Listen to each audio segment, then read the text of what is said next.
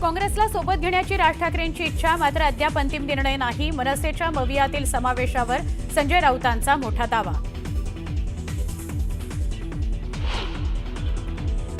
आनंदाचा शिधा योजनेनंतर मुख्यमंत्री माझी शाळा सुंदर शाळा ही योजना बंद होणार असल्याची चर्चा. सरकारच्या लाडकी बहीण योजनेचा इतर योजनांना फटका बसल्याची शक्यता.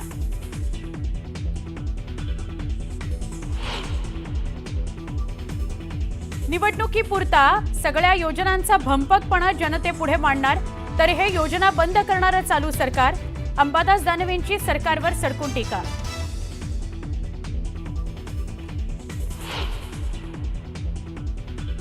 ठाण्यातील पाणी वाहतूक कोंडी आणि खराब रस्त्यांच्या मुद्द्यावरून मनसे आणि ठाकरेंच्या शिवसेनेचा 3 वाजता मोर्चा थेट महापालिकेवर धडकणार.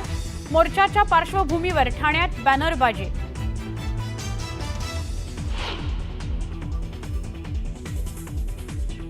रवींद्र धंगेकरांना गुंडांकडून धमकी आल्याची पोलिसांकडून माहिती मिळाल्याचा रोहित पवारांचा दावा. त्यांच्या केसालाही धक्का लागल्यास सरकार जबाबदार, रोहित पवारांचा थेट इशारा.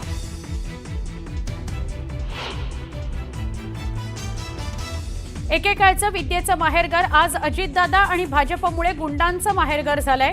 कोयता गँग संकल्पना पुण्यातूनच समोर. संजय राऊतांचा पुणे पोलिसांसह राज्यकर्त्यांवर गंभीर आरोप.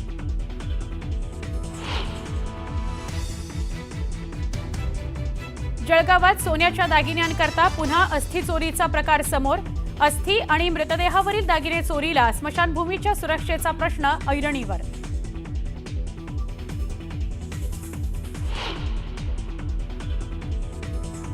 शहापुरातील आसन गावात प्लास्टिकच्या कारखान्याला भीषण आग. आगीवर नियंत्रण मिळवण्याचे शर्थीचे प्रयत्न सुरू.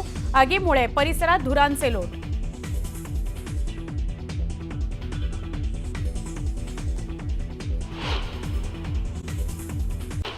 आमदार रोहित पाटील यांना नवी जबाबदारी मिळण्याची शक्यता आहे. पक्षांतर्गत नवे फेरबदल होताना युवक प्रदेश अध्यक्ष ही नवी जबाबदारी त्यांना मिळण्याची शक्यता आहे. मुंबईतील काँग्रेसचे कार्यकर्ते मुंबई काँग्रेसचे अध्यक्ष वर्षा गायकवाड यांची तक्रार करण्याची शक्यता आहे. मुंबई काँग्रेसची कार्यकारिणी जाहीर झाल्यानंतर अनेक जण नाराज आहेत. महापालिका निवडणुकीच्या तोंडावर मुंबई काँग्रेस फार सक्रिय नसल्याची तक्रार काही नगरसेवकांची आहे. रामदास कदम हा कोकणाला लागलेला कलंक आहे अशी टीका भास्कर जाधव यांनी केली आहे. मुंबईमध्ये पत्नीच्या नावानं डान्स बार चालवून निवडणुकीत कोट्यवधी रुपये वाटायचे आणि निवडून यायचं, गुन्हेगारांना शस्त्र परवाने द्यायचे, हेच त्यांच्या राजकारणाचं तंत्र आहे असा हल्लाबोल जाधव यांनी केला.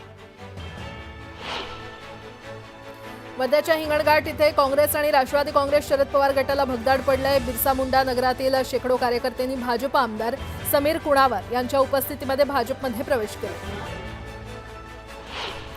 बिहार विधानसभा निवडणुकीसाठी एनडीएमध्ये अखेर जागा वाटपावर शिक्कामोर्तब झालंय. भाजप आणि जनता दल प्रत्येकी 101 जागांवर उमेदवार उभे करतील, तर चिराग पासवान यांच्या लोक जनशक्ती पार्टीला 29 जागा देण्यात आल्या. आगामी स्थानिक स्वराज्य संस्था निवडणुकीच्या पार्श्वभूमीवर भाजपची अमरावती आणि नागपुरात विभागीय बैठक होणार आहे. मुख्यमंत्री देवेंद्र फडणवीस, प्रदेशाध्यक्ष रवींद्र चव्हाण, महसूल मंत्री चंद्रशेखर बावनकुळे आणि संघटन मंत्री शिवप्रकाश ही बैठक घेणार आहेत. 15 ऑक्टोबर रोजी धाराशिवमध्ये जिल्हा नियोजन समितीच्या बैठकीचं आयोजन करण्यात आलंय. महायुतीतील कुरघोडीच्या राजकारणामुळे जिल्हा नियोजन समितीचा निधीला स्थगिती देण्यात आलेली आहे आणि या स्थगितीवरून राज्यात मोठं राजकारण रंगलं होतं. आता या निधीच्या स्थगितीवर काही निर्णय होणार का याकडे लक्ष लागलंय. नागपूर जिल्हा परिषदेच्या 57 तर 114 पंचायत समिती सदस्यांसाठी आरक्षण सोडत काढण्यात येणार आहे. महिला आरक्षणही चिठ्ठीच्या आधारेच निश्चित करण्यात येईल. मुंबईत पत्नीच्या नावानं डान्स बार चालवून निवडणुकीत कोट्यवधी रुपये वाटायचे आणि निवडून यायचं, गुन्हेगारांना शस्त्र परवाने द्यायचे, हेच रामदास कदमांचं काम आहे. रामदास कदम हे कोकणाला लागलेला कलंक आहेत असा हल्लाबोल भास्कर जाधव यांनी केला. जितेंद्र आव्हाड स्वतःला मुस्लिम समाजाच्या मतांसाठी पुरोगामी दाखवण्याचा प्रयत्न करतात, मात्र खरी श्रद्धा त्यांच्या लक्षात आली असेल असा टोला शिवसेनेचे माजी आमदार शहाजी बापू पाटलांनी केला आहे. शरद पवार सोडून उद्धव ठाकरे, संजय राऊतसह सगळे दर्शनासाठी गुवाहाटी इथे गेले असतील किंवा जातील असाही टोला त्यांनी लगावला. संगमनेर तालुक्यातील घरगावमध्ये सकल हिंदू समाजानं जनआक्रोश मोर्चा काढला. आदिवासी तरुणीवर 15 दिवसांपूर्वी सामूहिक अत्याचार झाला.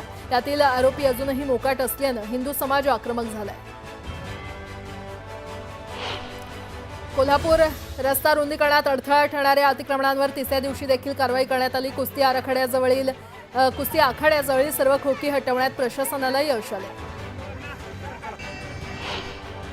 लांबलेल्या पावसाचा परिणाम कोकणातल्या निसर्ग चक्रावर झालाय. पावसाचा मुक्काम लांबल्यानं फळांचा राजा हापूसचं खरं तर गणित बिघडणार आहे. हापूसची चव यावर्षी उशिरा चाखायला मिळणार असून आंबा बाजारात उशिरा दाखल होण्याची शक्यता आहे. मालेगावसह नाशिक जिल्ह्याचा ग्रामीण भाग गुन्हेगारी मुक्त करण्यासाठी पोलीस ॲक्शन मोडवर आलेत. पोलिसांनी ऑल आऊट ऑपरेशन सुरू केलंय. दहशत निर्माण करणाऱ्यांची पोलिसांनी धरपकड सुरू केली.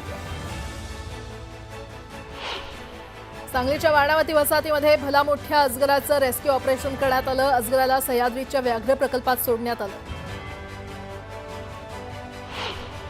दिवाळीत प्रवाशांची गैरसोय होऊ नये म्हणून पुणे विमानतळावरून उड्डाणाची ज्यादा व्यवस्था करण्यात आली आहे. सुरक्षा तपासणीसाठी CISF करण्यात आले. 3 तास आधीच विमानतळावर पोहोचा अशा सूचना पुणे विमानतळ प्रशासनाकडून देण्यात आल्या. दिवाळीनिमित्त गावी जाण्यासाठी पिंपरी चिंचवड ST आगारातून 396 ज्यादा बसेस सोडण्यात येणार आहेत. या ज्यादा बसेस मराठवाडा, विदर्भ, खानदेश आणि कोकण आदी ठिकाणी सोडण्यात येणार आहेत. सोलापूर महानगरपालिकेचे आयुक्त डॉक्टर सचिन ओंबासे यांनी अवंतीनगर, यशनगर या परिसरातील 6 कमानी आणि 14 कामानी नाल्याची प्रत्यक्ष पाहणी करून सुरू असलेल्या कामांचा सविस्तर आढावा घेतला. संबंधित विभागाला नाल्याचं रुंदीकरण आणि खोलीकरण तातडीनं पूर्ण करण्याचे निर्देश दिले. राज्यभरातील एकूण 5 समुद्र किनाऱ्यांना ब्लू फ्लॅग पायलट दर्जा मिळाला असून यामध्ये रायगडमधील नागाव आणि श्रीवर्धन समुद्र किनाऱ्याचा देखील समावेश आहे. मिळालेल्या पायलट दर्जामुळे इथे अधिक जोमानं या परिसरांचा विकास होणार आहे. त्यामुळे स्थानिकांच्या रोजगारात देखील अधिक वाढ होईल असं मत येथील स्थानिकांनी व्यक्त केलं. नांदेडच्या किनवट तालुक्यातील अप्पाराव पेठ या दुर्गम भागातील तरुणाचा दुबईमध्ये मृत्यू झाला. कुटुंबाची परिस्थिती हलाखीची असल्यानं मृतदेह आणण्यासाठी मुख्यमंत्री फडणवीसांनी मोलाची मदत केली. फडणवीस यांच्या मदतीमुळे शेतमजूर असलेल्या आई वडिलांना आपल्या मुलाचं अंतिम दर्शन झालं. बीडच्या धारूर शहरातील कसबा पेठ भागात काही मद्यपी तरुणांनी धुडगूस घातला. काही दुकानात घुसून तरुणांना मारहाण केल्याचंही CCTV कॅमेऱ्यात कैद झालंय. या संपूर्ण प्रकरणामुळे व्यापारी आणि नागरिकांमध्ये दहशत निर्माण झाली. छत्रपती संभाजीनगरचे जिल्हाधिकारी दिलीप स्वामी यांनी तयार केलेली महसूल विभागाची कार्यपद्धती आता राज्यभरात लागू करण्याचा निर्णय महाराष्ट्र शासनानं घेतलेला आहे. जिल्हाधिकारी स्वामी यांनी महसूल प्रशासनातील पारदर्शकता आणि उत्तरदायित्व समन्वय वाढवण्यासाठी एक परिपत्रक काढून सर्वांना प्रशिक्षित केलं. ती कार्यपद्धती शासनानं अवलंबल्यामुळे जिल्हाधिकाऱ्यांसह प्रशासनाच्या शिरपेचा मानाचा तुरा रोवला गेला. छत्रपती संभाजीनगर जिल्ह्यातील कन्नड तालुक्यातील मुंडवाडी येथील एका 35 वर्षीय शेतकऱ्याच्या 1.5 एकर शेतात लागवड केलेले मका पीक अतिवृष्टीनं हातचं गेल्यानं हताश झालेल्या शेतकऱ्यानं गळफास घेऊन आत्महत्या केली. राहुल मारुती सोनावणे असं मयत शेतकऱ्याचं नाव आहे. बीड जिल्ह्यातील पूरग्रस्तांना चोपड्यातील दानशूर नागरिकांनी मदतीचा हात दिलाय. गृहउपयोगी साहित्यासह शालेय साहित्याचा यामध्ये समावेश आहे.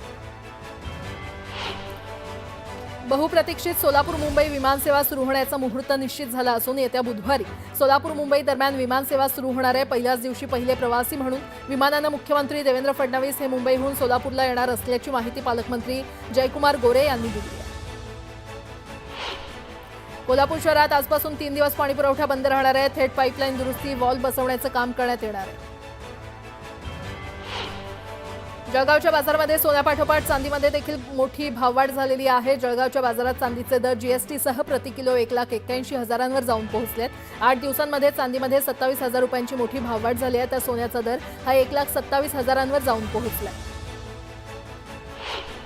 जळगावच्या पाचोरा, भडगाव आणि चाळीसगाव तालुक्यातील अतिवृष्टीमुळे शेतकऱ्यांचं मोठं नुकसान झालंय. बऱ्याच ठिकाणी पंचनामे पूर्ण झालेत. मात्र शेतकरी अद्यापही मदतीच्या प्रतीक्षेत आहेत. दिवाळीपूर्वी मदत मिळावी अशी शेतकऱ्यांची मागणी आहे.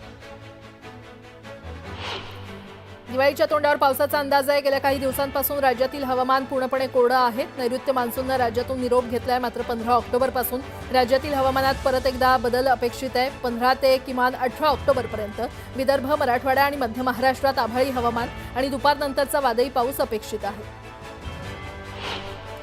दिवाळी सण येत असल्यानं नागपूर रेल्वे स्थानकावर प्रवाशांची गर्दी वाढली आहे. पुढे 2 आठवडे ही गर्दी वाढतच जाणार असल्याचं ध्यानात घेऊन रेल्वे सुरक्षा दल आणि रेल्वे पोलिसांनी स्थानकावर मोठा बंदोबस्त वाढवला.